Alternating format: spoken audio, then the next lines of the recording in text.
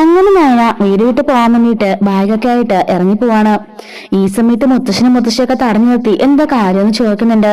പിന്നാലെ വന്ന ആദർശ് നയന ഗർഭിണിയാണെന്ന് പറഞ്ഞിട്ട് അവിടെ കിടന്ന് ബഹളം വെക്കാണ്.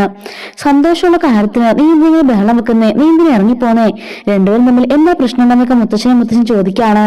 ആദർശ് പറയുന്നുണ്ട് ഇത് സന്തോഷമുള്ള കാര്യമൊന്നുമല്ലെന്ന് പറഞ്ഞിട്ട് ആദർശ് ദേഷ്യപ്പെടുന്നുണ്ട് കേട്ടോ. അപ്പൊ ഇതിന്റെ ഫസ്റ്റ് ഒരു പാർട്ടുണ്ട്, നയന ഗർഭിണിയായത് എങ്ങനെയാണെന്നും അതിന്റെ കാരണം എന്താണെന്നൊക്കെ ഉള്ള ഒരു സംഭവമാണ്. അപ്പൊ അത് നമ്മൾ കഴിഞ്ഞ വഴി അപ്ലോഡ് ചെയ്തിട്ടുണ്ട്, കാണത്തിലൊന്ന് കണ്ടു നോക്കുകയാണെങ്കിൽ സെക്കൻഡ് പാർട്ട് മനസ്സിലാവും കേട്ടോ. അങ്ങനെ ആദർശ് പറയാണ് ഇല്ല, ഇവിടെ ഒരിക്കലും ഗർഭിണിയാൻ പാടില്ല, കാരണം ഈ ഒരു വർഷമായിട്ട് ഞങ്ങൾ തമ്മിൽ അങ്ങനെ യാതൊരു ബന്ധവും ഇല്ല എന്ന് പറഞ്ഞിട്ട് ആദർശ് കിടക്കുന്ന അലറി വിളിക്കുന്നുണ്ട്. ഇത് കേട്ട് അനന്തപുരത്തറവാട് ആപ്പാട് ഞെട്ടിപ്പോകുന്നുണ്ട്. എന്താ നീ പറഞ്ഞത്, നിങ്ങൾ തമ്മിൽ ഇന്ന് വരെ യാതൊരു ബന്ധവും ഇല്ലാന്നോ? അതേ മുത്തശ്ശ, അതേ മുത്തശ്ശി, ഞങ്ങൾ തമ്മിൽ അങ്ങനെ ഒരു ബന്ധവുമില്ല. പിന്നെ ഇവിടെ എങ്ങനെ ഗർഭിണിയായത്? ഇവളെന്റെ ഭാര്യയല്ലേ, ഇവക്ക് മറ്റാരോ ആയിട്ട് ഇവർക്ക് അടുപ്പമുണ്ട്, അങ്ങനെയുള്ള ഗർഭിണിയായത് എന്നൊക്കെ പറയാണ്. നയനി അപ്പോഴേക്കും അവിടെ നിന്ന് വിങ്ങിപ്പൊട്ടി കരയുന്നുണ്ട്. എന്നിട്ട് ആദർശ് പറയാണ് ഇറങ്ങിപ്പോയിക്കോ, ഇപ്പൊ തന്നെ പോയിക്കോ, എന്നെ വേണ്ടാതെ മറ്റാളുടെ കൂടെ ജീവിക്കുന്ന നീ ഇവിടെ നിൽക്കണ്ട, ഇപ്പൊ തന്നെ പോയിക്കോ എന്നും പറഞ്ഞിട്ട് ആദർശ് അവിടെ കിടന്ന് വല്ലാണ്ട് ബഹളം വെക്കാണ്.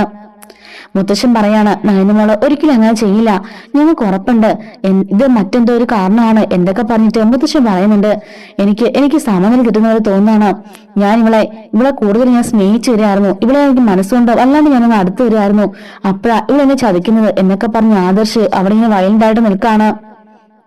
ഒന്നും മിണ്ടാൻ പറ്റാതെ ദേവയാനിയും ബാക്കിയുള്ളവരോട് നിൽക്കുന്നുണ്ട്. ജലജ പറയാണ് ഇപ്പൊ എങ്ങനെയുണ്ട്, ഞാൻ അപ്പോഴേ പറഞ്ഞില്ലേ എല്ലാവരും വലിയ പുണ്യവതിയാണെന്ന് പറഞ്ഞിട്ട് ഇവിടെ തലയെ കെട്ടി വെച്ച് നടക്കല്ലായിരുന്നോ, ഇപ്പൊ എങ്ങനെയുണ്ട് എന്നൊക്കെ ചോദിച്ച് ജലജ പറയുന്നുണ്ട്. നയന അവിടുന്ന് കരയുന്ന മാത്രമല്ല കേട്ടോ.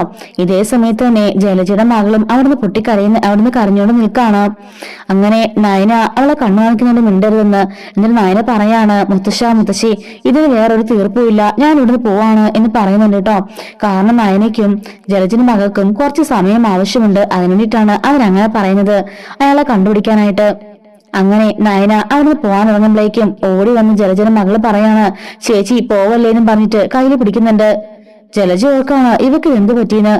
ജലജ നീ എന്തിനടി അവളെ തടയുന്നത്, മാറി നിൽക്കുക അങ്ങോട്ട്, അവൾ ഇറങ്ങി പോട്ടെ, ശല്യം ഇറങ്ങിപ്പോട്ടെ, ഇങ്ങനൊരു നാണക്കേട് ഉണ്ടാക്കിയിട്ട് അവൾ എങ്ങനെയോട് നിൽക്കുന്നത്, അവക്ക് വേറെ ആളുകളായിട്ട് അടുപ്പമുണ്ടെങ്കിൽ അവളങ്ങ് പോട്ടെ എന്ന് ജലജ പറയുന്നുണ്ട്.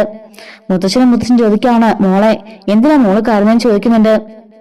ആ പെൺകുട്ടി വന്നിട്ട് ആദർശിന് മുമ്പിൽ വെച്ച് പറയുന്നുണ്ട് ആദർശേട്ടാ നയനേച്ചല്ല ഗർഭിണി, ഞാനാണ് പറയുന്നുണ്ട്. ഇത് കേൾക്കുള്ളായിരിക്കും കേട്ടോ ആനന്ദപുര തറവാട് ആകപ്പാടെ ഒന്ന് വിറയ്ക്കുന്നത്. എന്താ നീ പറഞ്ഞത് എന്ന് ചോദിക്കാണ് ആദർശ്. അതെ ആദർശേട്ടാ, നയനേച്ചല്ല, എന്റെ വയറ്റിലാ കുഞ്ഞുള്ളത് എന്ന് പറയുന്നുണ്ട്. അപ്പോഴേക്കും ആദർശ് അവളുടെ കവളത്ത് ഒറ്റ അടി അടിക്കുന്നുണ്ട് കേട്ടോ. നീ എന്താടി പറഞ്ഞെന്ന് ചോദിക്കുന്നുണ്ട്. അപ്പോഴേക്കും മുത്തശ്ശനും ജലജയും എല്ലാം വന്നിട്ട് അവളെങ്ങനെ പിടിച്ചു കുലുക്കുന്നുണ്ട്. പറടി എന്താ നീ പറഞ്ഞെന്ന് ചോദിക്കുകയാണ്. അപ്പോഴേക്കും നയന ഓടി വന്നിട്ട് എല്ലാരും പിടിച്ചു മാറ്റുന്നുണ്ട്, അവളെ ഒന്നും ചെയ്യില്ലേന്ന് പറഞ്ഞിട്ട്. എന്നിട്ട് അവളുടെ മുമ്പിൽ കയറി നിൽക്കുന്നുണ്ട്. എന്താ നയന, എന്താ നിന്റെയൊക്കെ അർത്ഥം, സത്യം പാടി, എന്താണ് നിന്റെ കൊച്ചിനെ ചെയ്യുന്നതൊക്കെ ചോദിച്ചിട്ട് ജലജ വന്നിട്ട് നയനയോട് ദേഷ്യപ്പെടുന്നുണ്ട്. അപ്പോഴേക്കും ആ പെൺകുട്ടി പറയാണ് ആരും നയനച്ചോട് ദേഷ്യപ്പെടണ്ട, അത് എനിക്ക് പറ്റിയൊരു അബദ്ധമാണ് എന്ന് പറയുന്നുണ്ട്. മുത്തശ്ശിയൊക്കെ ചോദിക്കുകയാണ് അബദ്ധമോ, നീ എന്താ സംഭവിച്ചെന്ന് പറടി എന്ന് പറയുന്നുണ്ട്. അപ്പോഴേക്കും അങ്ങോട്ടാക്കി അഭി വന്നിട്ട് പറടി നീ എന്താണ് ചെയ്തതെന്ന് ചോദിക്കുന്നുണ്ട്. അഭിയാണല്ലോ അവളുടെ ആങ്ങള. അഭി ഓടി വന്നിട്ട് അവളെ അടിക്കുന്നൊക്കെയാണ് കേട്ടോ. നയനിയാണെങ്കിൽ അഭിയെ പിടിച്ച് മാറ്റി നോക്കിയുണ്ട്. എന്നിട്ട് ആ പെൺകുട്ടി പറയുന്നുണ്ട് കോളേജിൽ വെച്ചിട്ട് ഞാനും ഒരു പയ്യനും തമ്മിൽ അടുപ്പത്തിലായിരുന്നു, അങ്ങനെ ഞാൻ ഗർഭിണിയായത് എന്ന് പറയുന്നുണ്ട്. അപ്പോഴേക്കും ഇത് കേട്ട് ജലജ പൊട്ടിക്കരയുന്നുണ്ട് അവിടെ നിന്നുണ്ട്. അങ്ങനെ എല്ലാവരും ആകെപ്പാട് വല്ലാത്തൊരു മാനസികാവസ്ഥയിൽ നിൽക്കാണ്. മുത്തശ്ശിയും പൊട്ടിക്കരയുന്നുണ്ട്. ഈശ്വര ഈ നാണക്കേട് ഇതെങ്ങനെ സഹിക്കുമെന്നൊക്കെ ചോദിക്കുകയാണ്. എന്റെ പൊന്നുമോളെ, നീ നമ്മുടെ തറവാട്ടിനെ കുറിച്ചോ ഞങ്ങളെ കുറിച്ചോ ആരെ കുറിച്ചെങ്കിലും ആലോചിച്ചോ, ഇത്രയ്ക്കും വലിയ എടുത്തിയാട്ടം കാണിക്കുന്നതിന് മുമ്പ് എന്നൊക്കെ ചോദിക്കുന്നുണ്ട്. ഇത്രയൊക്കെ ആയിട്ട് നിന്നെ പഠിക്കാൻ വിട്ടതൊക്കെ തന്നെ നീ നല്ലൊരു നിലയിൽ എത്തിക്കാണെന്ന് കരുതിയിട്ട് ല്ലേ എന്നൊക്കെ പറഞ്ഞ് മുത്തശ്ശി കരയുന്നുണ്ട്. ആദർശ് ചോദിക്കാണ് ആരാടി അവൻ എന്നൊക്കെ ചോദിച്ച് ആദർശ് ദേഷ്യപ്പെടുന്നുണ്ട്. അപ്പോഴേക്കും ആ പെൺകുട്ടി പറയാണ് അതാരാണെന്ന് എനിക്ക് അറിയില്ലെന്ന് പറയുമ്പോഴായിരിക്കും എല്ലാരും ഒന്നുകൂടി ഞെട്ടുന്നത്. എന്താ അറിയില്ലെന്നോ എന്ന് ചോദിക്കാണ് അഭി.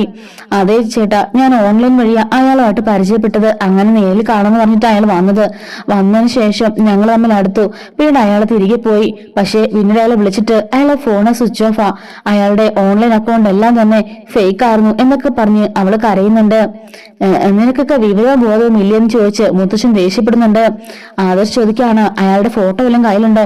ഇല്ല ആദർശേട്ടാ, അങ്ങനെ ഒന്നും തന്നെ കയ്യിലില്ല, ഞങ്ങൾ കണ്ടുമുട്ടിയപ്പോ തന്നെ കയ്യിലുള്ള ഫോട്ടോസ് എല്ലാം അയാൾ ഡിലീറ്റ് ചെയ്യിപ്പിച്ചു, പക്ഷെ ഇങ്ങനെ ചതിച്ചിട്ട് പോകാനാണെന്ന് ഞാൻ അറിഞ്ഞില്ല ആദർശേട്ടാ എന്ന് പറയുന്നുണ്ട്. ഇത് നയന ഗർഭിണിയാണെന്നുള്ള റിപ്പോർട്ട് വന്ന് എങ്ങനെയാ എന്ന് ആദർശ് ചോദിക്കാണ്. ഞാന് ഹോസ്പിറ്റലിൽ വെച്ച് ചെക്കപ്പ് ചെയ്യാൻ വേണ്ടി പോയിരുന്നു. അവിടെ വെച്ച് നയനേച്ചിക്ക് സുഖമില്ലാന്ന് പറഞ്ഞ് കാണിക്കാൻ വന്നതാ. അങ്ങനെ നയനേച്ചി ബലമായിട്ട് എന്റെ റിപ്പോർട്ട് പിടിച്ചു മേടിച്ചപ്പോഴാ ഞാൻ ഗർഭിണിയാണെന്നുള്ള വിവരം നയനേച്ചി അറിയുന്നത്. ഞാന് കല്യാണം കഴിയാത്ത പെണ്ണായന്റെ ഗർഭിണിയാണെന്ന് പറഞ്ഞാല് വീട്ടിൽ മുത്തശ്ശനും മുത്തശ്ശിക്കും താങ്ങാനാവില്ലെന്നും അവർക്ക് എന്തെങ്കിലും സംഭവിക്കുമെന്നും പറഞ്ഞ് പേടിച്ചിട്ട് നയനേച്ചി വിവാഹം കഴിഞ്ഞാണ്ട് നയനേച്ചി ഗർഭിണിയാണെന്ന് പറഞ്ഞോളാന്ന് പറഞ്ഞതാ. അങ്ങനെ റിപ്പോർട്ടും കൊണ്ട് ഇങ്ങോട്ടേക്ക് വന്നേന്ന് അവള് പറയുന്നുണ്ട്. എന്നിട്ട് അതിന്റെ ഉദ്ദേശം എന്താ, അങ്ങനെ പറഞ്ഞിട്ടുള്ള പ്രയോജനം എന്താണെന്ന് ആദർശ് ചോദിക്കാണ്. അത് വേറൊന്നുമല്ല, ആ സമയം കൊണ്ട് അയാൾ ആരാണെന്ന് കണ്ടുപിടിക്കാന്ന നയനേച്ചി പറഞ്ഞെന്ന് പറയുന്നുണ്ട്. അപ്പോഴേക്കും ആദർശ് നയനെ വല്ലാത്തൊരു സങ്കടഭാവത്തിൽ നോക്കുന്നുണ്ട്. ആദർശ് ഇത്ര വയലന്റ് ആയല്ലോ. ആദർശിന്റെ പറയാണ്, നയന സോറി, എന്നോട് ക്ഷമിക്കണം എന്ന് പറയുന്നുണ്ട്. സാറിൽ ആദർശേട്ടാ, ഈ ഒരു അവസ്ഥയിൽ കണ്ടാല് ഏതൊരു ഭർത്താവും ചെയ്യുന്ന കാര്യമേ ആദർശോടും ചെയ്തുള്ളൂ. അതിനെനിക്ക് സന്തോഷമുള്ളൂ എന്ന് പറയുന്നുണ്ട്. മുത്തശ്ശൻ ചോദിക്കാണ്, നിനക്ക് എന്താ നയന കുഴപ്പം? അത്രയും വലിയൊരു ഇഷ്യൂ ഉണ്ടായിട്ട് നീ എന്തിനാ മറച്ചു വെച്ചത്? അയാളെ തന്നെ കണ്ടുപിടിക്കാണെന്നാണ് നീ കരുതിയത്. ഞങ്ങള് പറഞ്ഞെങ്കിൽ ഒരു സെക്കൻഡ് കൊണ്ട് കണ്ടുപിടിക്കില്ലായിരുന്നു എന്ന് പറയുന്നുണ്ട്. അതൊക്കെ ശരിയാ മുത്തശ്ശ, പക്ഷേങ്കില് അതിന്റെ വലിയ ഭവിഷ്യത്ത് അനുഭവിക്കാൻ പോകുന്നത് ഈ കുടുംബമായിരിക്കും. ഈ ഒരു വിവരം പറയുമ്പോൾ തന്നെ മുത്തശ്ശനും മുത്തശ്ശിയും ആകെപ്പാട് തകർന്നു പോകുന്നു ഞാൻ വിചാരിച്ചത്. നിനക്ക് എന്തെങ്കിലും സംഭവിക്കുമെന്ന് ഞാൻ പേടിച്ചു പോയി എന്നൊക്കെ പറയുന്നുണ്ട്.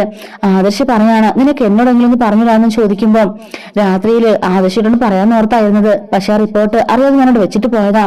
രാത്രി വന്ന് കാര്യങ്ങളെല്ലാം ആദർശയോട് തുറന്നു പറഞ്ഞിട്ട് ആദർശത്തിനെയും കൂട്ടി അയാൾ ആരെന്ന് കണ്ടുപിടിക്കാന്നാ കരുതിയത്. അതിനു മുമ്പ് ഇങ്ങനെയൊക്കെ സംഭവിച്ചെന്ന് നയന പറയുന്നുണ്ട്.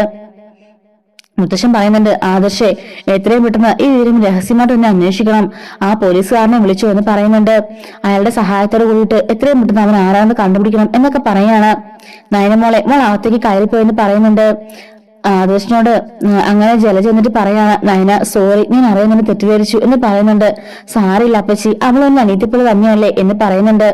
എന്നിട്ട് അവളാണെങ്കിൽ അവിടെ കരഞ്ഞോണ്ട് നിൽക്കുന്നുണ്ട്. ഇനി അവളെ അടിക്കരുത്, അവൾക്കൊരു അബദ്ധം പറ്റിപ്പോയതല്ലേ, നമ്മളല്ലെങ്കിൽ മറ്റാരാ അവളെ രക്ഷിക്കേണ്ടത് എന്ന് ചോദിക്കുന്നുണ്ട്.